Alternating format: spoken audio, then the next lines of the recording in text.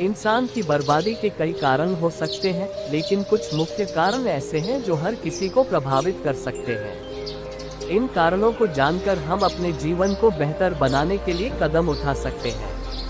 आज मैं आपको ये कहानी बताने जा रहा हूँ कि इंसान की ऐसी कौन सी गलतियाँ होती हैं जो इंसान को बर्बाद कर देती हैं। अगर हम अपनी बर्बादी का कारण जान लें तो हम अपने जीवन को खुशहाल बना सकते हैं।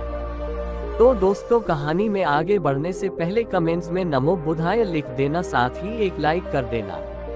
बहुत समय पहले की बात है, एक नगर में एक धनी सेठ रहा करता था। उस सेठ के पास सभी प्रकार की सुख सुविधाएं थी, लेकिन उसके कोई संतान नहीं थी। संतान के दुख में वह हमेशा चिंतित रहता था। फिर एक दिन उसे पता चला कि उसकी पत्नी गर्भवती है और वह अपनी पत्नी का बहुत ख्याल रखता था। इसलिए एक दिन उसके घर एक बेटे का जन्म हुआ। पुत्र जन्म से सेठ बहुत खुश हुआ, कोई कसर नहीं छोड़ी। उसका बेटा देखते ही देखते बड़ा हो गया। तब सेठ ने अपने बेटे को गुरुकुल भेजने का फैसला किया, ताकि वह पढ़ लिख कर विद्वान बन सके। ज्ञान प्राप्त करने हेतु गुरुकुल भेज दिया था। गुरुकुल में वह बच्चा अच्छे से पढ़ाई करता था और अपने गुरु की सभी आज्ञाओं का पालन करता था। ऐसे में वह बच्चा धीरे धीरे वहाँ का सबसे होनहार छात्र बन गया। गुरुकुल में बालक ने सभी वेद, पुराण और शास्त्रों का अध्ययन किया और एक महान विद्वान बन गया। लेकिन कहते हैं न कि समय कब बदल जाएगा ये कोई नहीं जानता।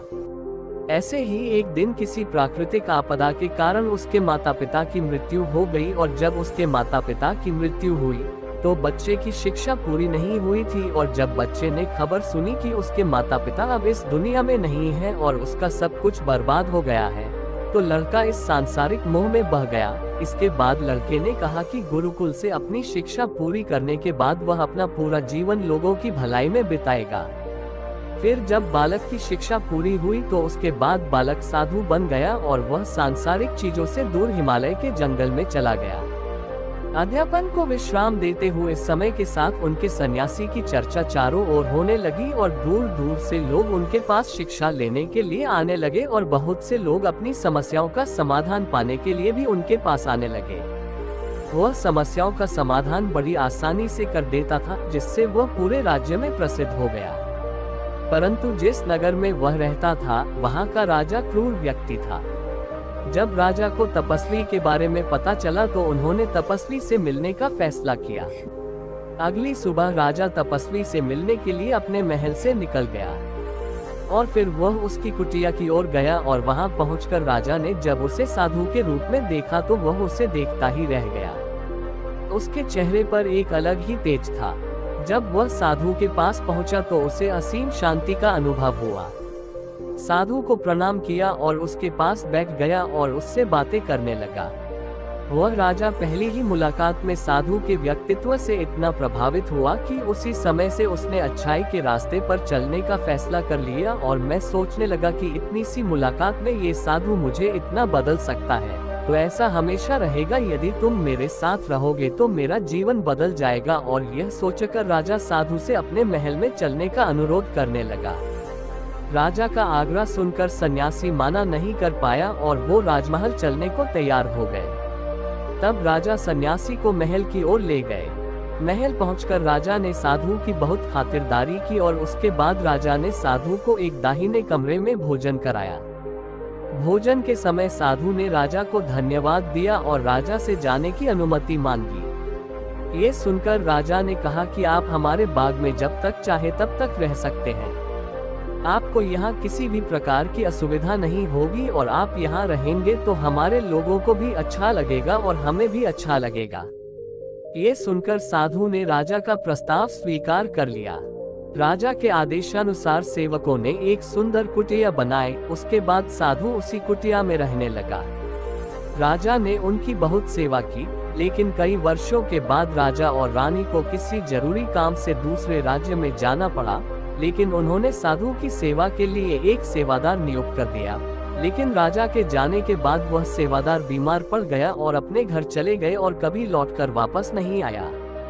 तो तपस्वी को गुस्सा आ गया और उसने राजा को खूब खरी खोटी सुनाई और राजा से कहा कि जो जिम्मेदारी आप पूरी नहीं कर सकते वह जिम्मेदारी आप क्यों लेते हो। तब राजा ने तपस्वी से पूछा और कहा कि सन्यासी, क्या मुझसे कोई गलती हो गई है? तो इसके लिए मैं आपसे क्षमा मांगता हूँ। कृपया मुझे क्षमा करें और मेरा क्रोध शांत करें और बताएं कि क्या हुआ था। ये सुनकर साधु ने उससे कहा कि तुम्हारे जाने के बाद मुझे यहाँ किसी ने भोजन नहीं दिया और मुझे कई दिनों तक कष्ट सहना पड़ेगा। यहाँ आकर मैं भूखा रहा और किसी ने मुझसे मेरा हाल भी नहीं पूछा।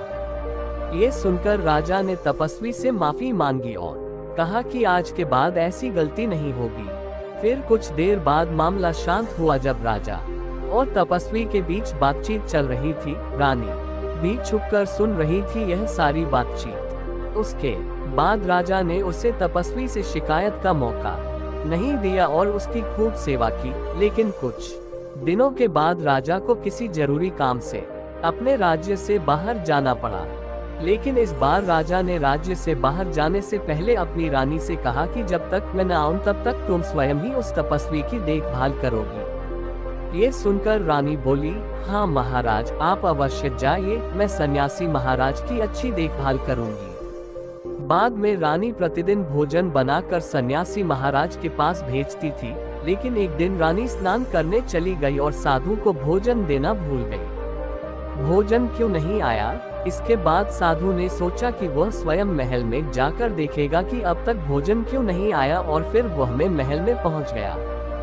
जब वह महल के अंदर पहुंचा तो वहां उसकी नजर रानी पर पड़ी। रानी के लंबे लंबे गाने काले केस जो कि उसकी कमर पर लहरा रही थी, उसकी कजरारी आंखें जो देखने मात्रा से ही घायल कर दे, उसकी हिरानी जैसी चाल। रानी के इतने सुंदर रूप को देखकर सन्यासी चकित हो गया और रानी की सुंदरता सन्यासी के मन में घर कर गई और वह वहां से बिना कुछ कहे ही अपनी कुटिया में लौट आया।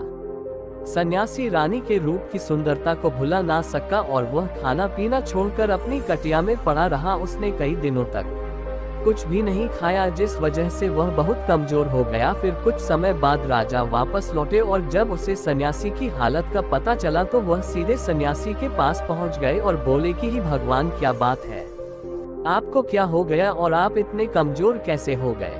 किस गहरी सोच में डूबे हो? क्या मुझसे कोई गलती हो गई है? तब साधु ने कहा, नहीं राजन, आपने कोई गलती नहीं की है। ये सुनकर राजा बोले, तो फिर क्या बात है, आप मुझे बताएं, मैं आपकी समस्या का समाधान अवश्य करूंगा। ये सुनकर तपस्वी ने राजा से कहा कि आपकी रानी की अद्भुत सुंदरता को देखकर मैं उसकी सुंदरता पर मोहित हो गया हूँ और अब मैं रानी के बिना नहीं रह सकता। ये सुनकर राजा हैरान हो गया और कुछ देर सोचने के बाद राजा ने उसे सन्यासी से कहा, मैं आपको रानी दे दूंगा। ये सुनकर सन्यासी बहुत प्रसन्न हुआ। फिर राजा सन्यासी को लेकर महल चले गए और जब राजा और सन्यासी महल पहुंचे तो उस दिन रानी ने अपने सबसे सुंदर वस्त्र और आभूषण पहने थे। फिर राजा रानी के पास गया। राजा ने रानी से कहा कि इस साधु की मदद करनी चाहिए, वह बहुत कमजोर स्थिति में जा चुका है और मैं नहीं चाहता कि एक बुद्धिमान व्यक्ति की हत्या का कलंक मेरे सिर पर लगे।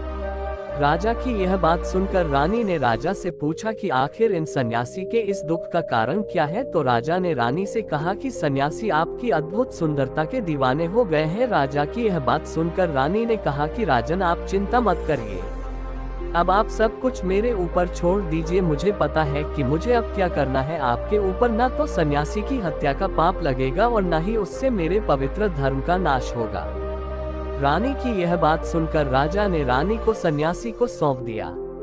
उसके बाद सन्यासी रानी को लेकर कुटिया पर पहुंचे। जब रानी सन्यासी की कुटिया पर पहुंची, रानी ने सन्यासी से कहा कि हमें रहने के लिए घर चाहिए, हम इस झोपड़ी में नहीं रह सकते। ये सुनकर सन्यासी राजा के पास गया और राजा से जाकर बोला कि हे राजन, हमें रहने के लिए घर चाहिए।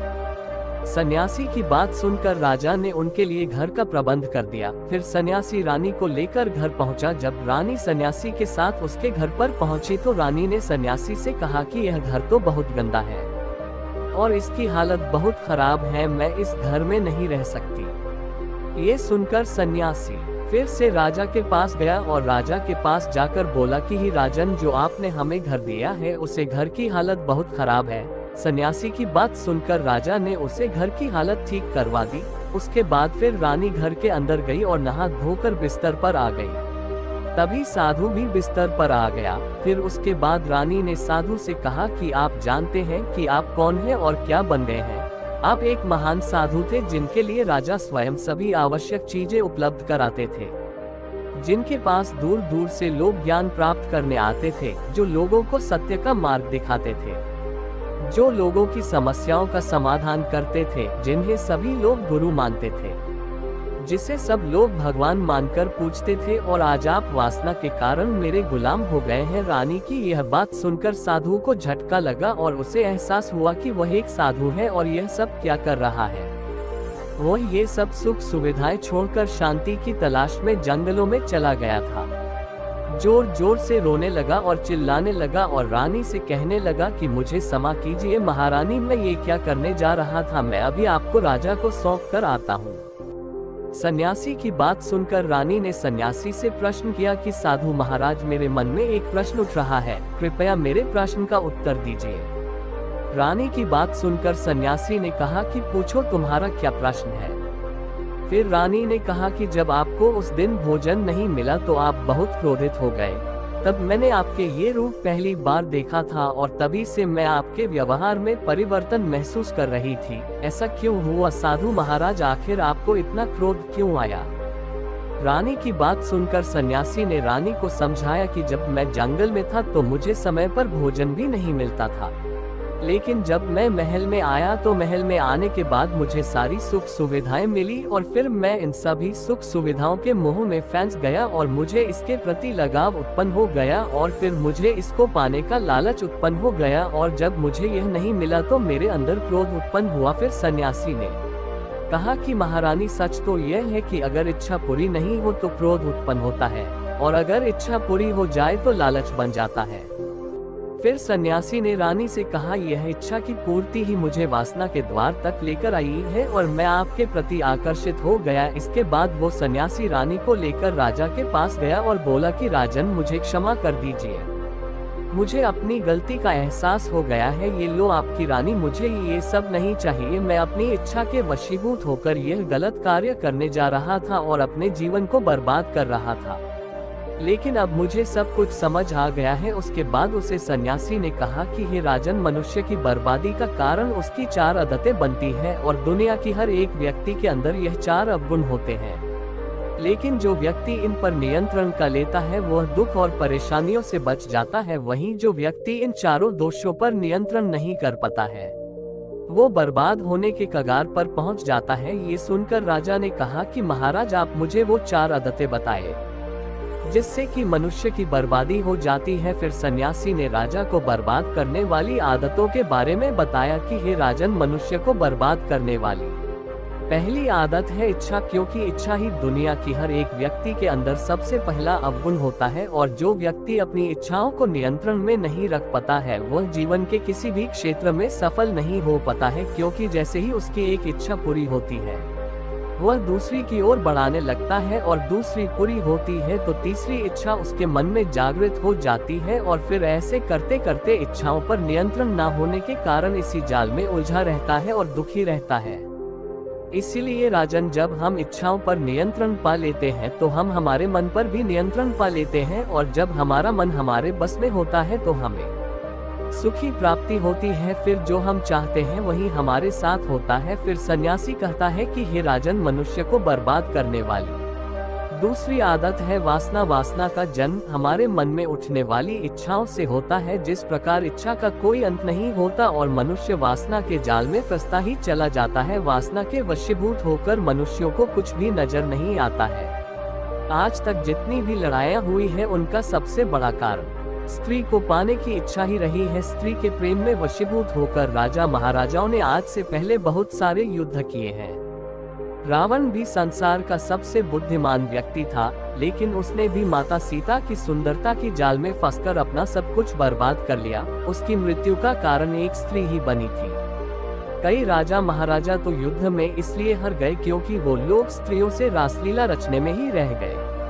ईश्वर ने तो स्त्री की उत्पत्ति इस संसार को बढ़ाने के लिए की है, लेकिन आजकल लोगों ने इसे अपनी वासना का शिकार बना लिया है, अपने मनोरंजन का साधन समझने लगे हैं, और जब उन्हें अपना यह मनोरंजन नहीं मिलता तो वो पागल हो जाते हैं और ना जाने क्या क्या कर बैठते हैं। इसीलिए हे राजन, जितना हो सके उतना वासना से दूर रहना चाहिए। फिर सन्यासी कहता है कि हे राजन, मनुष्यों को बर्बाद करने वाली तीसरी आदत है क्रोध, क्योंकि जब मनुष्य की वासना की पूर्ति नहीं होती है तो उसके अंदर क्रोध उत्पन्न हो जाता है, और जब व्यक्ति को क्रोध आता है तो उसे पर उसका नियंत्रण नहीं होता है, और फिर वो क्रोध में आकर कहीं गलत निर्णय ले लेता है। वो दूसरों को भला बुरा कह देता है, गलियां निकल देता है, और जब उनका क्रोध शांत होता है तो उन्हें अपनी गलती का एहसास हो जाता है, लेकिन तब तक तो सब कुछ बर्बाद हो चुका होता।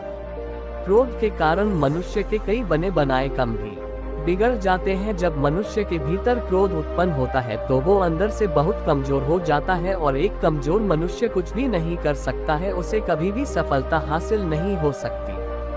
क्रोध हमारे भीतर तनाव को उत्पन्न करता है, और अगर एक बार हम तनाव में चले गए तो हमारा पूरा जीवन बर्बाद हो जाता है। फिर सन्यासी कहता है कि हे राजन, मनुष्य को बर्बाद करने वाली चौथी आदत है लालच। हे राजन, लालच का फल सदैव बुरा होता है। लालच में पड़कर हम बहुत से लोगों का बुरा कर देते हैं। हर मनुष्य के जीवन में कभी ना कभी ऐसे लालच अवश्य आते हैं जब वह लालच कर बैठता है, और अधिक पाने की लालसा में वह कुछ ऐसा कर बैठता है जिससे जो उसके पास था वह उसे भी गवा देता है। क्योंकि जैसे ही व्यक्ति की एक इच्छा पूरी होती है उसका लालच बढ़ जाता है, और उसके मन में और कई जन्म लेने लगती है। जो व्यक्ति लालच करता है वह कामयाबी से कोसों दूर रहता है, क्योंकि एक ना एक दिन लालच का दुश्मन सामने आता ही है। अगर हम समय रहते ही लालच को त्याग दें और उसकी जाल में ना फंसे तो हम एक सफल व्यक्ति अवश्य बन सकते हैं। फिर अंत में सन्यासी राजा से कहता है कि हे राजन, अगर मनुष्य चारों आदतों को छोड़ देता है तो उसे जीवन में सफल होने से कोई नहीं रोक सकता। जो इन आदतों को नहीं छोड़ता है उसे जीवन में बर्बाद होने से कोई रोक सकता।